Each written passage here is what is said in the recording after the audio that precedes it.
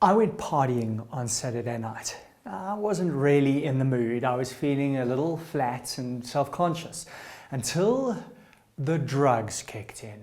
Caffeine and alcohol, Red Bull and vodka. Suddenly, I was in the zone, brimming with confidence, bubbling with vitality, speaking freely to strangers, maybe a little too freely. Astonishing how chemistry can transform our state like that. Take serotonin, one of the brain's key chemicals of happiness. How do we know this? Well, largely because of the effects of two of the world's most popular drugs, Prozac and Ecstasy. Popping Prozac makes you happy, popping Ecstasy makes you really happy.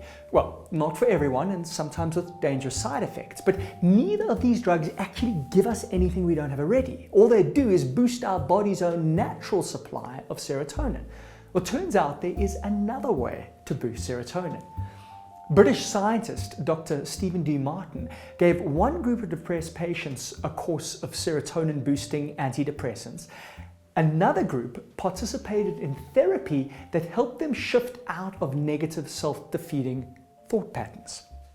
Both interventions were almost equally effective in reducing depression. More astonishingly, both groups showed virtually the same altered brain activity. In fact, the group that changed their thought patterns showed even greater activation in the singular gyrus, the part of the brain which responds to serotonin. Both drugs and therapy have their place, but studies like these prove the power of our thoughts. Depressed people are usually not depressed because they have terrible lives. They're depressed because they have terrible thoughts. But even if you're not depressed, what can you do if you find yourself in a negative thinking downward spiral? Well, you can change your thoughts through what I call the 3Ds. Number one, disputation. When you notice a negative thought, debate it with these three questions. One, is this really true? Most negativity exaggerates and catastrophizes. We often lie to ourselves, making things worse than they really are. Number two, ask what is good about this. Look for evidence of why it's not quite as bad as you think. Or identify how this can build your character or teach you something.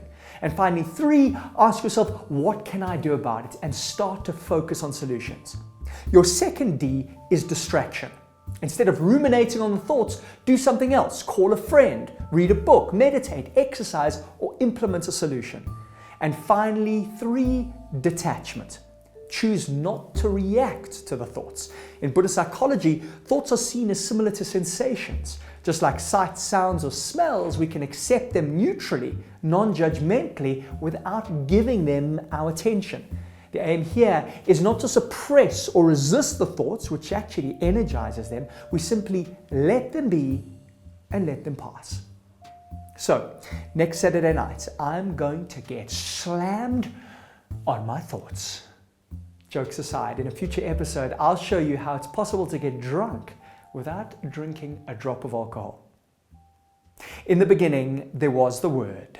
So the gospel opens. What is a word but a single thought? Well, thoughts create emotions. Emotions create actions. Actions, habits. Habits, character. Character, destiny. Govern your thoughts and you govern your destiny. Now, experiment on yourself. Click subscribe to get the Human Experiment weekly.